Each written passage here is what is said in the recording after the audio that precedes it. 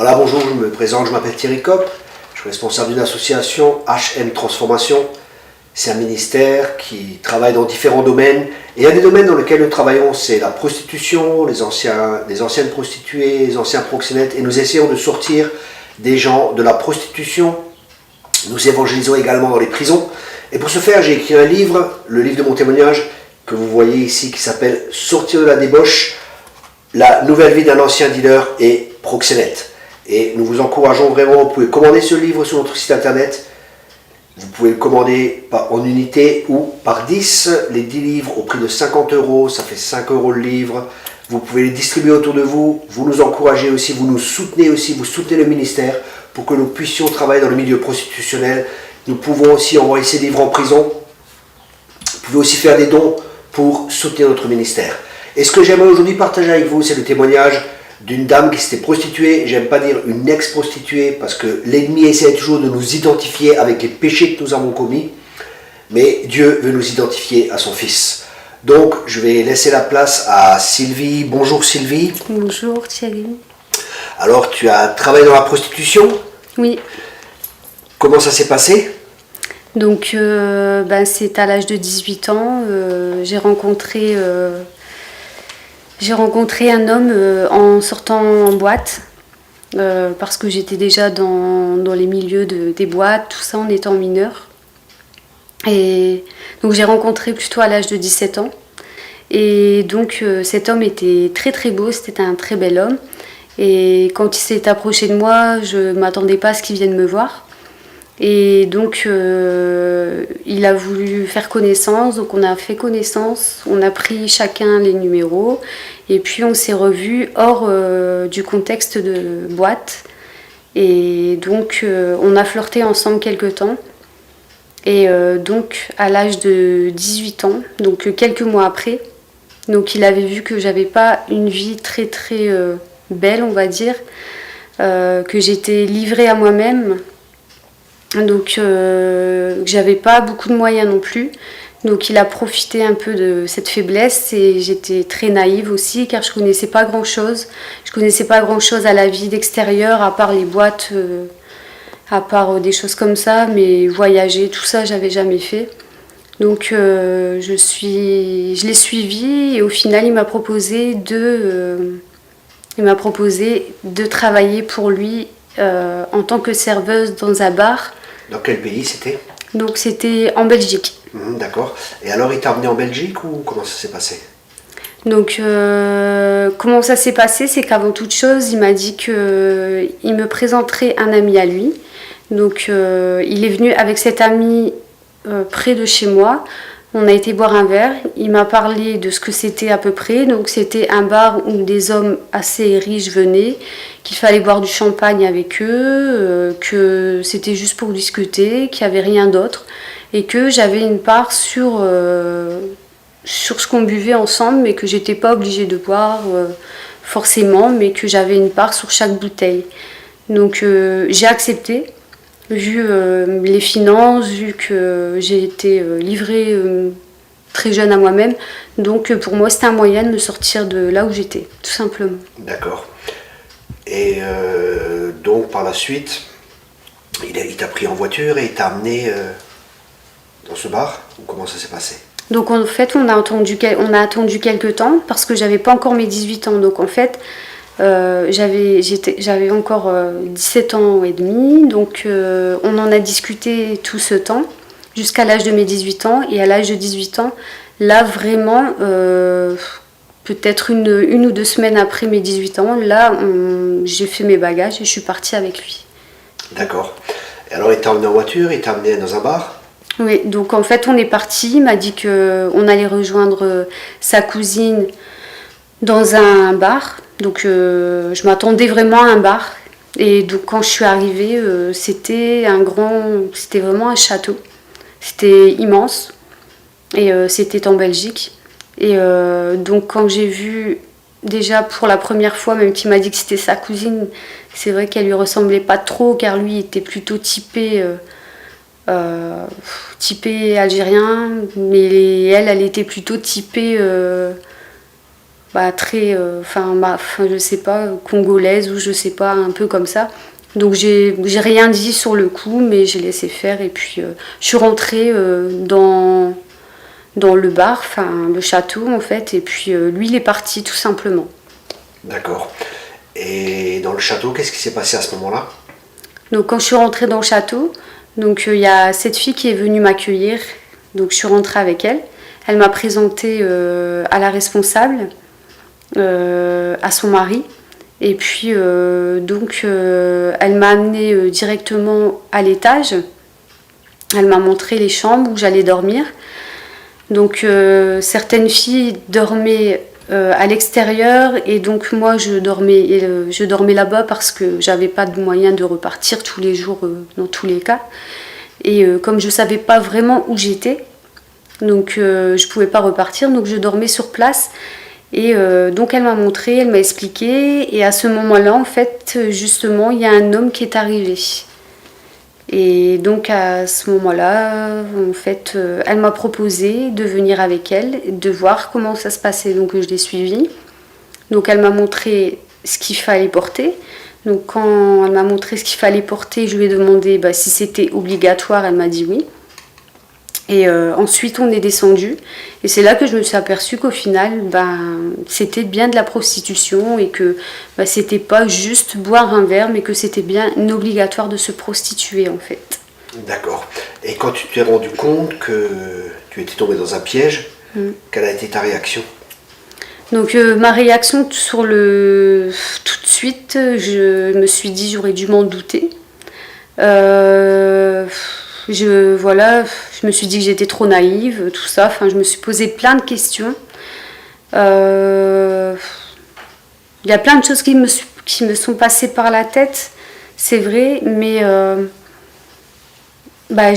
fait, je me suis laissée aller dans ce qui était la prostitution. Je me suis laissée aller malgré tout. J'ai suivi le mouvement et j'ai rien dit sur le coup, je me suis laissée aller, j'ai suivi le mouvement tout simplement et voilà. D'accord. Donc ta vie dans la prostitution a commencé à ce moment-là. Et combien de temps ça a duré? Donc en fait, dans la maison close, ça a duré 1 mois, c'est sûr. Et donc ensuite, entre la maison close, je me suis retrouvée dans les vitrines. Mais je me suis retrouvée en vitrine parce que j'ai refusé de continuer dans la maison close. Donc c'était des menaces de jeter mes papiers, de tout jeter mes papiers, carte d'identité, etc. sur l'autoroute pour vraiment m'embêter. Donc qu'est-ce que j'ai fait? J'ai accepté de continuer. Et donc quand il est venu me rechercher chez moi le week-end d'après, j'ai accepté de repartir. Et quand je suis repartie, là il m'a ramenée en vitrine et en vitrine c'était beaucoup pire que dans la maison close. Comment ça pire? Donc déjà par rapport au confort, parce que déjà se prostituer c'est pas du tout quelque chose d'agréable, surtout quand on n'est pas consentante vraiment, quand on n'est pas vraiment réellement consentante. Je savais ce que je faisais après, c'est vrai, je savais ce que je faisais, mais c'est pas ce que je désirais dès le début. Donc après, j'ai juste suivi, j'ai cru qu'il m'aimait réellement. J'ai cru vraiment à ce qu'il me disait, au voyage, à construire une vie, etc. Et au final, c'était vraiment faux. Et de toute façon, je savais très bien déjà quand il me ramenait dans les vitrines, je savais très bien déjà qu'il n'y avait pas vraiment d'amour parce que quand je le voyais fricoter avec d'autres filles dans sa voiture, tant que moi j'étais à l'intérieur, je me suis aperçue que vraiment il n'y avait pas vraiment d'amour en fait. Donc en fin de compte, il t'a séduite et il t'a fait croire qu'il t'aimait et il t'a fait des promesses que vous allez partir en voyage, avoir une vie commune et toi tu te prostituais pour financer cela. C'est exact? C'est ça, c'est tout à fait ça en fait. Il venait chercher l'argent. Donc ce qui s'est passé, c'est que dans la maison close, il y avait beaucoup plus d'argent, donc ça pouvait aller, on va dire, minimum de 100 € à 500, même 1000 € par jour. Tout dépendait combien d'hommes venaient par jour et si j'acceptais ou pas. Donc sur, on va dire, 300 €, il venait chercher l'argent, me laisser 15-10 € pour moi vivre la semaine. Donc de pouvoir manger, de pouvoir boire, de pouvoir acheter même un paquet de cigarettes. Donc c'était les filles qui m'aidaient, qu'ils avaient un cœur malgré tout, parce que certaines le faisaient parce qu'elles le voulaient, et certaines le faisaient parce qu'elles avaient un Mac. Et donc moi je le faisais parce que j'ai été pris au piège. Et donc ensuite je me suis mise à cacher l'argent que je touchais. Et j'ai caché l'argent, et quand je suis rentrée, voilà. C'était juste, même si cet argent était sale, je voulais plus lui donner, tout simplement. D'accord. Et comment est-ce que tu as pu sortir de ce milieu? Donc je suis sortie de ce milieu parce que ma famille s'est inquiétée. Tout simplement, ils ont eu des doutes. Déjà quand je suis revenue un week-end, quand j'ai amené toutes mes nuisettes, etc., quand j'ai pris tout ce qu'il fallait pour repartir dans la maison close. Donc là, ils se sont doutés de quelque chose. Et ensuite, j'ai une amie à moi qui le savait. Il n'y avait qu'une seule amie à moi qui le savait, à qui je m'étais confiée. Et donc, elle est partie le dire à ma mère, comme elle avait des doutes. Et mon frère a eu sa plaque d'immatriculation, son numéro de téléphone, l'a menacé. Et de là, il a eu peur, il a pris peur et m'a ramenée chez moi. Et c'est là que je me suis rendu compte qu'au final, il m'avait bien menti, car c'était pas son vrai nom. Même son âge, je suis pas sûre que c'était son âge. Enfin, je pense que je le connaissais vraiment pas du tout. D'accord. Donc ça, c'était dans le milieu prostitutionnel. Et tu as réussi à t'en sortir. Ton frère t'a cherché, ou il t'a ramené, cet homme, ou qu'est-ce qui s'est passé? Donc mon frère, il a plutôt appelé des connaissances dans la police, sur Paris, qu'il connaissait. Donc il connaissait beaucoup de policiers, etc. Donc il les a appelés. Il a fait des recherches par rapport à sa plaque d'immatriculation. Donc il a trouvé l'adresse de ce monsieur qui m'a ramené en Belgique. Et donc avec sa plaque, il a trouvé l'adresse. Donc il l'a menacé par rapport à ça. Il lui a dit: si tu ramènes pas ma soeur, je viendrai chez toi. Et donc ça va mal finir, en fait. C'était des menaces. Donc il a pris peur malgré tout et m'a ramené chez moi au bout d'un moment. Ça, c'était ton expérience dans la prostitution. Et après, tu as encore eu d'autres expériences. Tu as rencontré un homme musulman, tu t'es converti à l'islam. Tu as été abusé, d'après ce que tu m'as dit. Et qu'est-ce qui s'est passé par la suite? Donc en fait, oui, tout à fait. En rentrant de la Belgique, je me suis rattachée à un homme que j'ai rencontré. Donc, j'ai promis de ne pas divulguer son prénom. Je me suis rattachée à lui. Je lui ai expliqué que j'étais prostituée, que je n'y étais plus, bien sûr. Donc il m'a acceptée telle que j'étais. Il m'a dit: on n'en parle plus, c'est ton passé, c'est terminé. Donc je l'ai cru, et on est resté 7 ans ensemble malgré tout. Donc parfois il y avait quand même, malgré toutes ces choses, il y avait quand même des sous-entendus, où parfois me traitait, il m'insultait de toutes sortes de noms qu'une prostituée pourrait recevoir de la part des gens de dehors. Ensuite, il m'a proposé de me reprostituer pour lui pouvoir gagner de l'argent, malgré que c'était là, logiquement, c'était mon copain. C'était avec lui que je voulais faire ma vie. Et ensuite, il s'est mis à me violer. Il s'est mis à me violer un peu chaque jour. Donc, voilà. D'accord. Ok, puis après, c'était un musulman, il t'a converti à l'islam, il t'a parlé d'islam. Tu as accepté l'islam, ou comment ça s'est passé? L'islam, en fait, j'avais déjà connu, avant de le connaître, j'avais connu l'islam déjà beaucoup avant, car j'avais fait des formations à l'école, etc. J'ai connu des amies musulmanes, et je me suis intéressée parce que j'avais pas d'attache familiale, vraiment, on va dire, et je recherchais vraiment quelque chose dans ma vie, je recherchais quelque chose qui puisse me combler dans mon cœur, dans ma vie, et donc j'ai entendu parler juste de l'islam, donc ça m'a intéressée, et je l'ai fait de moi-même. J'ai rencontré mon ex, et en fait je me suis convertie sans lui dire. à l'islam. Donc je faisais tout de mon côté sans rien lui dire pour lui prouver que c'était vraiment pas pour lui, que c'était vraiment par moi-même, pour ma famille aussi, parce que ma famille avait du mal à accepter aussi que je sois devenue musulmane. Donc j'essayais par tous les moyens aussi de pas trop me montrer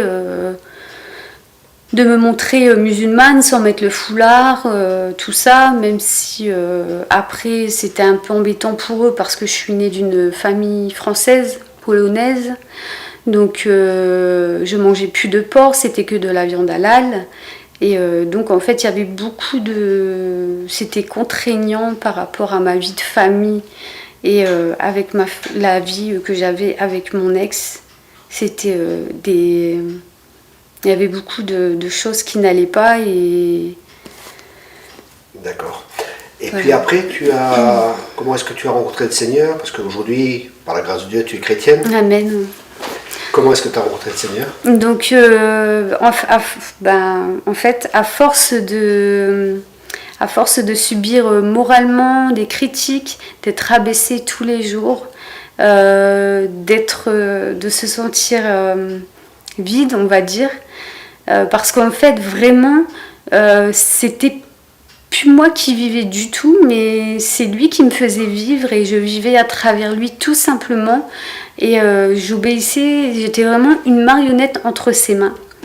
Donc à force de me faire violer, à force d'être détruite moralement, déjà la prostitution m'avait détruite. L'islam m'a rien apporté, vraiment dans la prière. J'essayais de prier, j'essayais de tout mon cœur de rechercher vraiment le Dieu de l'islam. Et j'ai jamais rien eu, rien, il n'y a rien qui s'est passé dans ma vie. Et pourtant j'ai essayé de tout mon cœur vraiment. Et j'ai essayé de me suicider à plusieurs reprises. Et je suis même tombée dans le coma quelque temps. Et donc je me suis réveillée par la grâce de Dieu malgré que je ne le connaissais pas. Et le médecin m'a dit que j'étais devenue toxicomane sans m'en apercevoir. Je prenais des cachets du matin au soir, dans la nuit je me réveillais pour reprendre des cachets. Et ma vie était devenue un désastre, un enfer avec l'accumulation de tout. C'était devenu vraiment un enfer. Et quand j'en parlais à mes amis, je leur disais, écoutez... Elle me disait, mais arrête cette relation. Et je leur disais, écoutez, vous ne pouvez pas savoir à quel point je vis un enfer, mais il est impossible pour moi de le quitter. En fait, c'était un lien très très fort. C'était un lien malsain, mais qui était très très fort en même temps. Et j'arrivais pas à le quitter, malgré qu'il me violait, qu'il pouvait me taper, qu'il me rabaissait. J'arrivais pas à le quitter, et quand parfois j'arrivais à me défaire de lui, il revenait tout de suite et il voulait me tuer même parfois en voiture, etc. Enfin, il y a eu tellement de choses qu'un jour j'ai décidé, j'ai dit je me suis ratée plus d'une fois, et le médecin m'avait dit que si j'aurais essayé de me suicider une dernière fois, là j'y passerais réellement.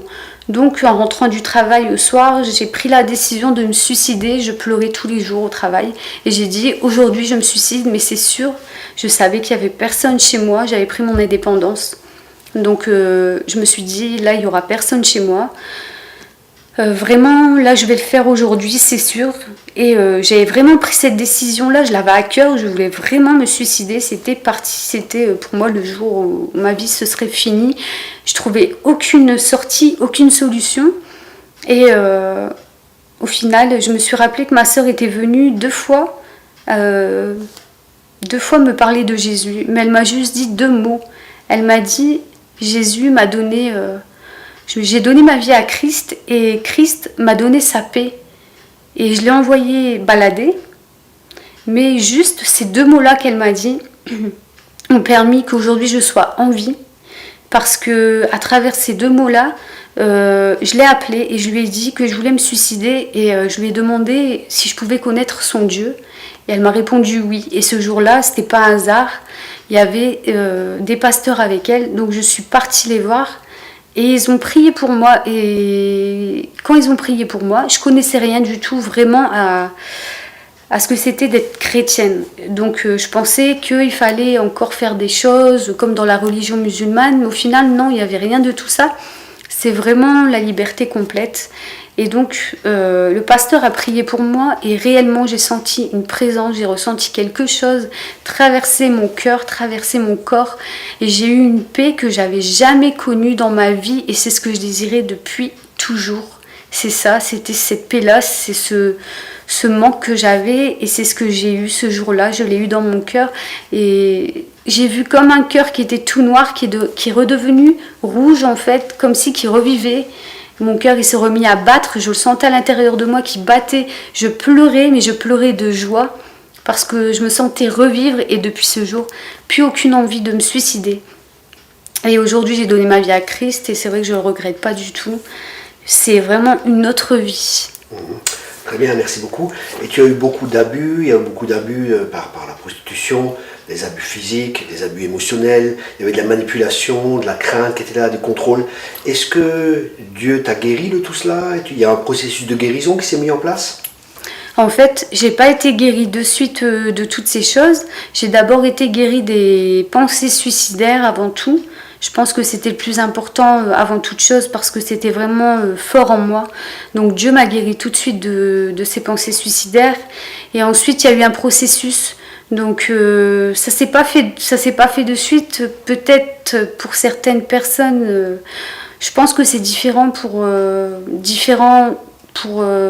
toute personne en fait. Moi, ça s'est fait en plusieurs étapes parce que j'ai quand même subi assez de choses dans ma vie depuis vraiment petite.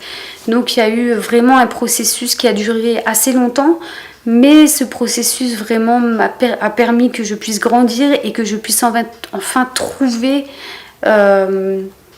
qui je suis.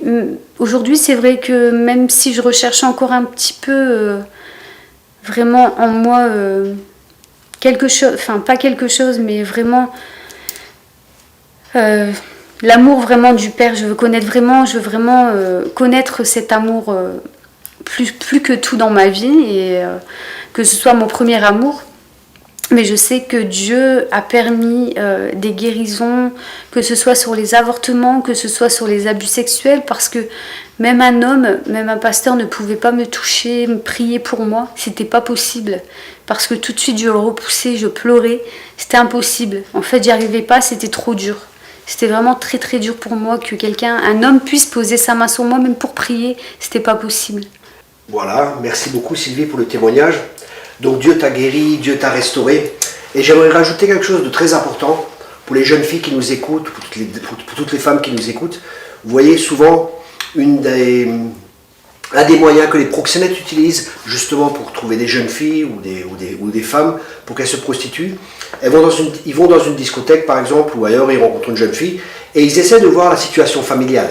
Et s'ils voient que la situation familiale n'est pas bonne, par exemple avec les parents et ainsi de suite, ils disent voilà, ça c'est une proie. Puis après, ils font semblant de tomber amoureux, ils leur font beaucoup de promesses, et au bout d'un certain temps, quand la fille, elle a, entre parenthèses, accroché, ils lui disent, voilà, écoute, j'aimerais vivre avec toi, on va profiter de la vie, il y a moyen de gagner beaucoup d'argent, tu ne feras pas ça longtemps, tu feras juste ça un certain temps, tu peux aller dans la prostitution, tu ne feras pas ça longtemps, mais juste 1 an ou 2 ans, qu'on ait assez d'argent, après on va ouvrir une entreprise, on va partir à l'étranger, on va vivre heureux, c'est le moyen le plus rapide où nous allons vraiment pouvoir construire notre vie ensemble.